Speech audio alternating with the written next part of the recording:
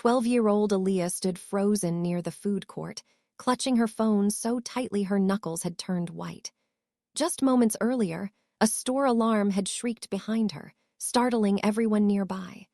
Before she could even understand what was happening, a police officer had stepped in front of her, blocking her path. She hadn't done anything wrong, but fear doesn't always listen to logic. Her heart pounded as she tried to steady her breathing. She reminded herself of what her mom always said: stay calm, speak clearly, don't panic. I need to call my mom, Aaliyah said softly, her voice trembling despite her effort to sound brave. The officer looked her up and down, then crossed his arms. A smirk tugged at the corner of his mouth. "And where's your mom, huh?" he asked, clearly unconcerned. Aaliyah swallowed hard. The mall suddenly felt too bright, too open. Dozens of strangers were nearby, pretending not to watch, but watching anyway. "She's in Special Forces," Aaliyah said quietly. That's when the cop laughed. Not a friendly laugh, not a surprised one. It was the kind that said, "I don't believe you, and I don't need to." Special Forces, from this skinny kid in worn sneakers and a faded hoodie. "Nice story," he said, shaking his head. "What's next? She's the president, too." A few people nearby snickered. Others slowed their steps, curiosity pulling them closer. Whispers floated through the air.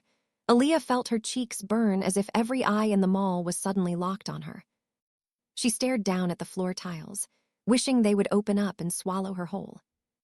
But what none of them knew, what the officer didn't bother to ask, was that Aaliyah wasn't lying at all. She was telling the truth. Aaliyah's mother, Sergeant Maya Johnson, wasn't the kind of person who ever talked about her job. At home, she didn't wear uniforms or medals. She didn't shout commands or tell war stories. To Aaliyah, she wasn't a soldier at all. She was just mom. She cooked late dinners after long days, sometimes yawning at the stove but never complaining. She sat at the kitchen table helping with homework, correcting math problems with patience and gentle smiles. Every morning before school, no matter how early or tired she was, Maya wrapped Aaliyah in a warm hug and whispered, "Have a good day, baby." But sometimes, everything changed. Sometimes Maya packed in silence. No explanations, no goodbye parties, no dates or details, just a small duffel bag by the door and that familiar serious look in her eyes. She would kneel down, hold Aaliyah's face in her hands, and give her a tight, lingering hug. "Be brave," she'd say softly. "I'll always come back." Aaliyah had learned early that those words meant weeks or months without her mom.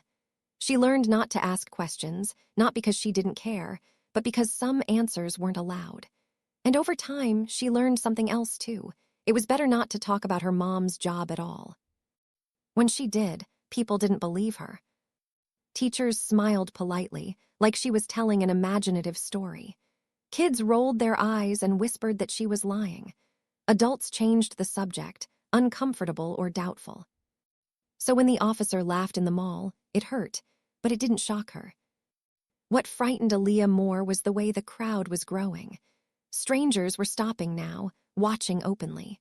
The noise of the mall felt distant, replaced by the loud thudding of her own heartbeat.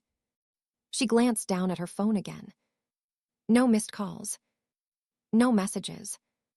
Her mom still wasn't answering, and for the first time, Aaliyah felt truly alone. A woman in camouflage tactical gear walked in with calm, controlled steps. Her posture was sharp. Her eyes scanned the scene in seconds. A vest on her chest read, "Delta Force." The laughter stopped. The officer's smile faded as he turned around.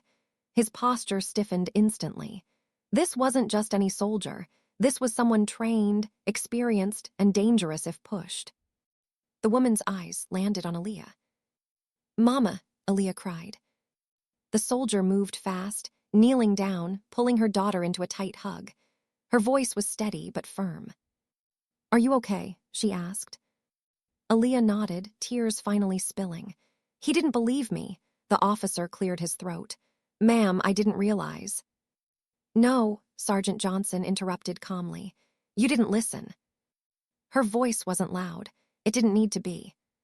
She explained the situation clearly. Security footage confirmed Aaliyah hadn't done anything wrong. The alarm, a system error, nothing more. The officer avoided eye contact now. "I apologize," he muttered. "I shouldn't have laughed." Sergeant Johnson looked him straight in the eye. "You didn't just laugh at her," she said.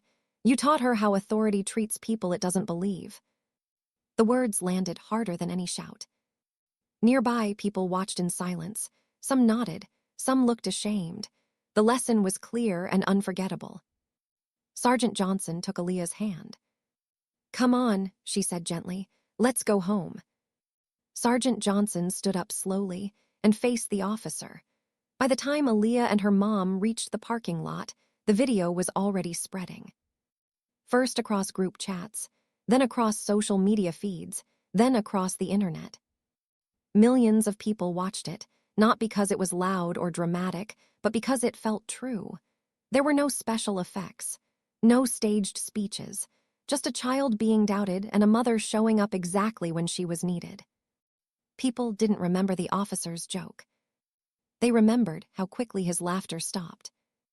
They remembered the girl who stayed calm, even when her hands were shaking. They remembered the mother who didn't demand respect, but earned it the moment she stepped forward. Comments poured in from everywhere. Parents, veterans, teachers, strangers who saw themselves in Aaliyah or wished they had someone like Maya when they were young. The story became bigger than one moment in a mall. It became a reminder. That night back at home, Aaliyah sat on the edge of her bed while her mom folded laundry nearby. The house was quiet again, safe. Aaliyah broke the silence. "Mom," she asked, "why didn't you yell at him?" Sergeant Johnson paused, then smiled softly. She walked over, sat beside her daughter, and brushed a curl from her face. "Because real power doesn't need to," she said gently. And from that day on, Aaliyah walked a little taller. Not because the world had changed, but because she finally understood the strength she came from.